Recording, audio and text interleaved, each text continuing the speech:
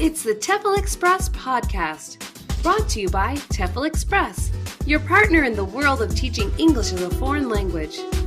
For all the latest and greatest in the world of TEFL training and materials, please visit our website at teflexpress.co.uk. Enjoy the show!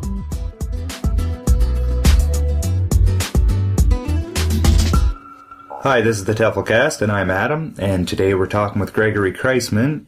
Greg has been on the show in the past, and one thing we always talk about is ESL and TEFL teachers who like to travel, and there's a lot of opportunity to do so. So today, me and Greg are basically going to talk a little bit about travel. Greg, how are you doing? I'm doing great. So one of the things a lot of people consider to be a benefit to TEFL teaching, and being abroad and being in close proximity to other locations and that, is travel. What do you think about that? Do you like to travel? Do you like the ease at which teaching in this profession gives you the ability to travel? Oh, yeah, I think teaching is great for travel. I like travel, and I think one of the reasons I stayed in teaching is because of that. I think one of the first things about ESL in general is that you usually go to some exotic destination. We happen to be in China, but there are many others, in Asia and the rest of the world. Also, ESL gives you the flexibility to take time off, and whether sometimes you can maybe are between an ESL job or maybe with the ease at which you can find ESL jobs.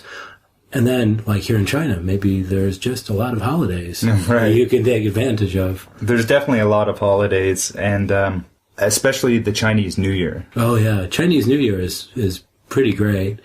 Some of the private ESL schools have shorter breaks during that time, but if you have a lot of ESL programs will run along with the public schools in China, and if that's the case, you get around a month off.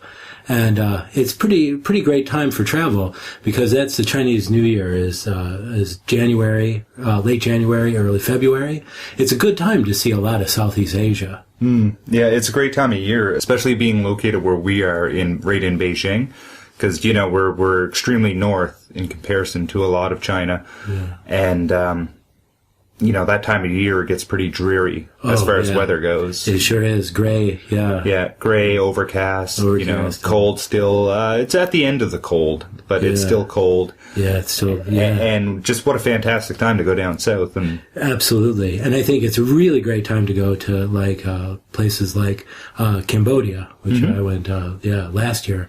Right. Just a great trip. A really great time because that's a pretty decent time to visit Cambodia. If you visit Cambodia during the summer, it's their rainy season. We hear that some of the tours and trips that we went on would be we're not running during the summer just because there's so much rain and they're very difficult to do. So we went February last year. Absolutely beautiful. Yeah, wonderful weather. It was still hot. Really hot, which was a nice change from the chilly Beijing weather. We had time to, go to the beach, and we had time to, see Angkor Wat and, climb all the, the monuments and temples. It was really, really cool.